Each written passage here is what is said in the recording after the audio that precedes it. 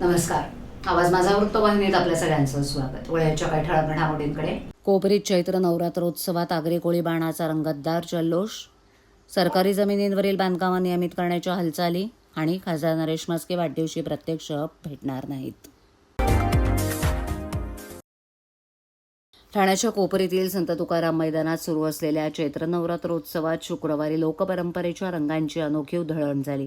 धर्मवीर आनंद दिघे प्रतिष्ठानच्या वतीनं आणि राज्याचे उपमुख्यमंत्री एकनाथ शिंदे आयोजित चैत्र नवरात्रोत्सवात श्री अंबेमा चरणी आगरी कोळी संस्कृतीचा साज चढला.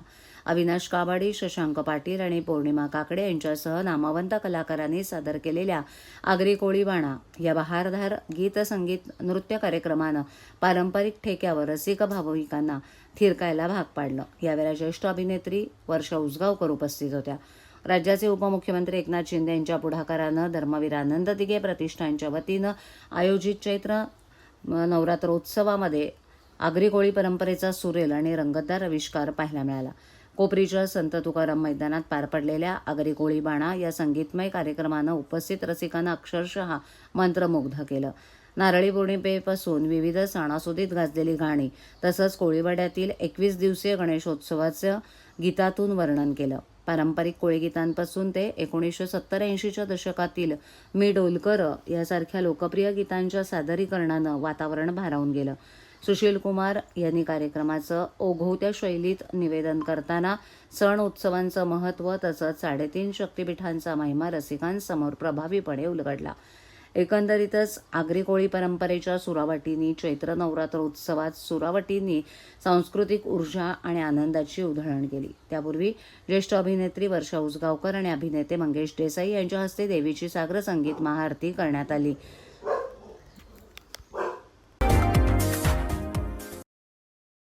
शासकीय भूखंडावरील पातलीपाडा डोंगरीपाडा येथील 50 ते 60 वर्ष जुन्या बांधकामांना नियमानुकूल करण्याच्या हालचाली सुरू झाल्यात.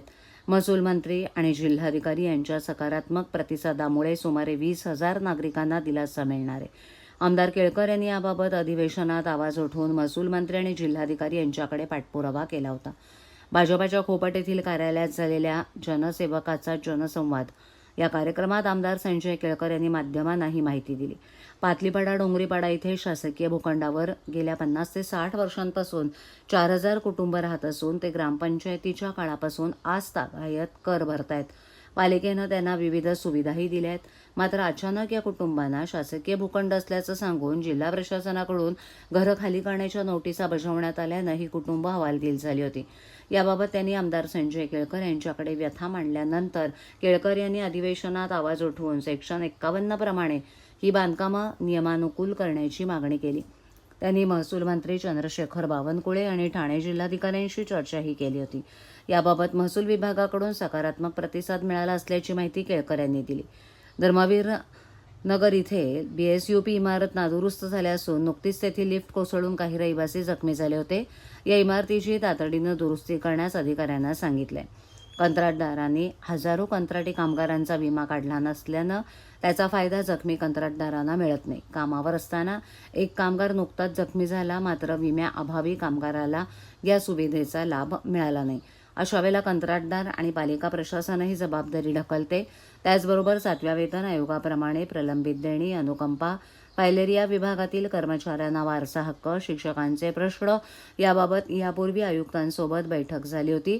त्यावेळेला आयुक्तांनी स्पष्ट निर्देश दिल्यानंतरही अधिकाऱ्यांनी अंमलबजावणी केली नसल्याचं केळकर यांनी सांगितलं. जनसेवकाचा जनसंवाद या कार्यक्रमात नगरसेवक सुरेश कांबळे, दीपक जाधव उपस्थित होते. आज 1 महिन्याच्या नंतर पुन्हा एकदा आम्ही आमचा जनसंवादाचा कार्यक्रम सुरू केला. कारण की फेब्रुवारीच्या शेवटच्या आठवड्यालाच अधिवेशन सुरू झालं आणि पुढचेही 1-2-3 दिवस अधिवेशन चालणार आहे. पण आज शुक्रवार म्हणून जनसंवाद कार्यक्रमामध्ये अनेक लोक या ठिकाणी उपस्थित होते आणि विविध विषयांचे वंचित जे झालेले आहेत, जे दुर्लक्षित आहेत, ज्यांच्याकडे लक्ष दिलं जात नाही, अशी अनेक माणसं जी आहेत ती आली. त्याच्यामध्ये प्रामुख्याने धर्मवीर नगरमध्ये ज्या BSUPच्या इमारती बांधलेल्या आहेत या इमारतीची वेळोवेळी इतकं त्याच्यामध्ये दुर्लक्ष केलेलं आहे की त्या ठिकाणी त्याची दुरुस्ती नाही, लिफ्ट बिघडलेले आहेत. आत्ता परवा त्या लिफ्ट जी आहे ती वरतून खालती इतकी जोरात कोसळली की त्या ठिकाणी लोक जखमी झाले. ते आज हॉस्पिटलमध्ये आहे आणि त्याच्यामुळे आपण लोकांना त्यांचं पुनर्वसन करण्याकरता इमारती बांधतो, त्या पण निकृष्ट दर्जाच्या असतात आणि त्याच्यामुळे त्या इमारतीची देखभाल दुरुस्ती तातडीने सुरुवात केली पाहिजे अशा प्रकारचं मी महापालिकेला आग्रही मागणी केलेली आहे. खरं म्हणजे पावसाळ्याच्या आत त्यांनी सुरू केलं पाहिजे होतं, परंतु पुढच्या आठवड्यापासून ती दुरुस्ती जी आहे ती सुरू होईल. या ठिकाणी काही उपमुख्यमंत्री अजित पवार यांचं दुःखद निधन झाल्यानं एकनाथ शिंदे आणि शिवसेनेचे संसदेतील गटनेते खासदार डॉक्टर श्रीकांत शिंदे यांनी आपला वाढदिवस साजरा केला नाही. या आदर्श निर्णयाचं अनुकरण करत खासदार नरेश म्हस्के यांनीही आपला वाढदिवस साजरा न करण्याचा निर्णय घेतला आहे. येत्या मंगळवारी 24 मार्च रोजी खासदार म्हस्के यांचा वाढदिवस आहे. कार्यकर्ते, हितचिंतक, मित्रपरिवार दरवर्षी मोठ्या जल्लोषात खासदार म्हस्के यांचा वाढदिवस साजरा करतात. यंदा मात्र आपल्या नेत्यांच्या पावलावर पाऊल टाकत खासदार म्हस्के यांनी आपला वाढदिवस साजरा न करण्याचा निर्णय घेतला आहे. खासदार म्हस्के यांना दरवर्षी वाढदिवसाच्या शुभेच्छा देण्यासाठी कार्यकर्ते, हितचिंतक हारतुरे घेऊन प्रत्यक्ष भेटीला येत असतात. संसदेचं अधिवेशन सुरू असल्यानं खासदार नरेश म्हस्के हे दिल्लीत असून वाढदिवशी प्रत्यक्ष ठाण्यात कुणालाही भेटू शकणार नाहीत. वाढदिवसानिमित्त सामाजिक, शैक्षणिक, धार्मिक उपक्रम राबवण्याचं आवाहन म्हस्के यांनी केलं आहे. रस्त्यावर लढणारा कार्यकर्ता असल्यानं कार्यकर्ते, हितचिंतक वाढदिवशी शुभेच्छा देण्यासाठी येतात. या शुभेच्छा पुढील वाटचालीसाठी ऊर्जा देत असल्यानं त्याचा स्वीकार करत खासदार म्हस्के यांनी कार्यकर्ते, हितचिंतकांचे आभार मानलेत. नवी मुंबईतील परिस्थिती वेगळी आहे. मात्र ठाणे, कल्याण इथे महायुती म्हणून निवडणुका लढल्या आहेत. त्यावेळेला झालेल्या चर्चांचा सन्मान राखणं आवश्यक असल्याचं मत वनमंत्री गणेश नाईक यांनी व्यक्त केलं. तसंच याबाबत दोन्ही पक्षांचे वरिष्ठ नेते योग्य तो निर्णय घेतील असंही त्यांनी स्पष्ट केलं. महाराष्ट्र अर्थसंकल्प 2026 संदर्भात माहिती देण्यासाठी पत्रकार परिषद आयोजित केली होती. यावेळेला उपमहापौर कृष्णा पाटील, शहराध्यक्ष संदीप लेले आणि भाजपाचे गटनेते मुकेश मोकाशी उपस्थित होते. नवी मुंबईतील घडामोडींमुळे ठाणे महापालिकेतील विविध समित्या आणि स्वीकृत नगरसेवकांच्या नियुक्त्या रखडल्याबाबत छेडलं असता त्यांनी मत व्यक्त केले. पंतप्रधान नरेंद्र मोदी यांच्या विकसित भारत संकल्पनेच्या दिशेनं राज्य सरकार वाटचाल करत आहे. मुख्यमंत्री आणि अर्थसंकल्पीय देवेंद्र फडणवीस यांनी सादर केलेला अर्थसंकल्प सर्व घटकांचा विचार करणार आहे. मच्छीमारांसाठी 1200 कोटी रुपयांचं अनुदान देण्यात आलंय. पाणीपुरवठा योजनांनाही प्राधान्य देण्यात आलंय. शहरी भागात 135 MLD तर ग्रामीण भागात 56 MLD पाणीपुरवठा वाढवण्याचं नियोजन असल्याची माहिती त्यांनी दिली. वन विभागाच्या कामकाजाबाबत बोलताना विदर्भातील वाघांच्या संख्येनुसार प्रत्येक जिल्ह्यात व्याघ्र सफारी उभारण्याचा निर्णय घेण्यात आलाय. तसंच शहरांमध्ये बिबट्यांचा वाढता वावर रोखण्यासाठी वन खाते सतर्क असून आतापर्यंत सुमारे 450 बिबट्यांना पकडण्यात आले. त्यापैकी काहींना सुरक्षित स्थळी हलवण्यात आलं असून लवकरच ठाणे, पालघर जिल्ह्यात बिबट्या सफारी उभारली जाणार आहे. वन्य प्राण्यांची शिकार रोखण्यासाठी कडक उपाययोजना सुरू असून पुढील 3 वर्षात परिस्थितीत लक्षणीय सुधारणा होईल असा विश्वास गणेश नाईक यांनी व्यक्त केला. राज्याचे उपमुख्यमंत्री एकनाथ शिंदे आणि खासदार डॉक्टर श्रीकांत शिंदे यांच्या सर्वसामान्य जनतेला स्वतःचे हक्काचे घर मिळवण्यासाठी विविध योजना आखल्या जात असून भूमाफिया CRZ जागेत खारफुटीची रोज कत्तल करून अनधिकृत बांधकामं करून समाजोपयोगी कार्यात अडथळा आणत आहेत. शासकीय नियमानुसार कोणतंही अनधिकृत बांधकाम असो, मग ते राज्य शासनाच्या कोणत्याही विभागाच्या जमिनीवर झालं तर प्रथम पालिका आणि पोलीस यांच्या कार्यक्षेत्रात येतं. मात्र अनेक प्रकारचा पाठपुरावा करूनही ठाणे महानगरपालिका, कळवा विभाग कोणतीही अधिकृत बांधकाम विरोधात कारवाई करत नसून न्यायालय, CM, DCM यांच्या आदेशाचं अधिकारी उल्लंघन करत आहेत. कागदी घोडे नाचवतायत. एकमेकांकडे बोट न दाखवता अनधिकृत बांधकामांच्या विरोधात कारवाई करावी, अन्यथा दुर्दैवानं 26 जुलैसारखी पूरपरिस्थिती निर्माण होईल. मिलिंद पाटील, माजी विरोधी पक्षनेते, ज्येष्ठ नगरसेवक यांनी प्रशासनाला यावेळेला संतप्त इशारा दिलाय.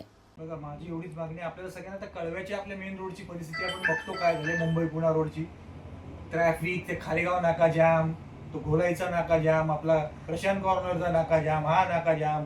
आज तुम्हाला माहित असेल सन्माननीय शिंदे साहेबांनी तो एक डायरेक्ट रोड तिथून प्रपोज केलेला आहे. डीपी रोड आहे तो, आपल्या खाडी किनाऱ्यावरनं तो जातो, तो डायरेक्ट तिथे विसर्जन घाटाला जातो. बरोबर. आज विचार करा, तो डीपी रोडचं इम्प्लिमेंटेशन साठी स्वतः श्रीकांत शिंदे साहेब प्रयत्नशील आहेत. मला वाटतं येणाऱ्या काही कालावधीमध्ये त्याला बजेट देखील पडलेलं असेल. तेव्हा देखील तो रोड जिथून जातो ही घरं सगळी विस्थापित होणार आहेत. हे विचार करा, विकणारा विकून जाईल पण मरणार बिचारा हा गरीब आहे.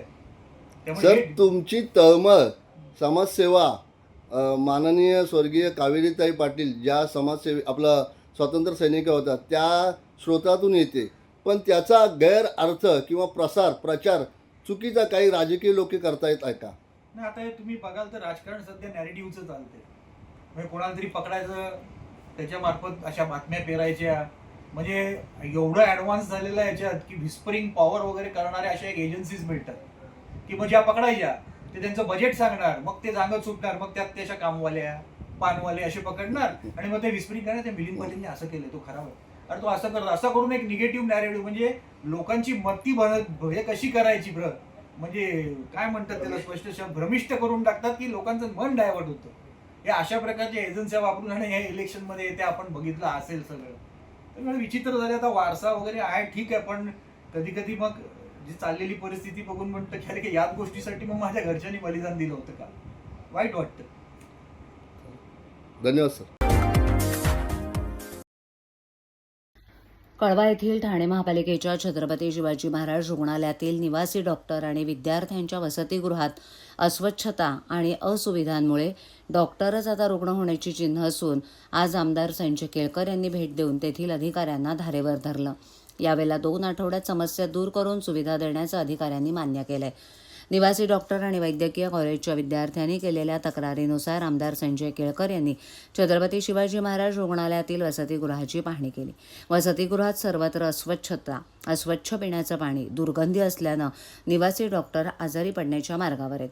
तसंच झोपण्यासाठी पुरेसे बेड नाहीत. याबाबत निवासी डॉक्टरांनी निवेदनं देऊनही समस्या दूर झाल्या नसल्याच्या तक्रारी निवासी डॉक्टरांनी केल्या.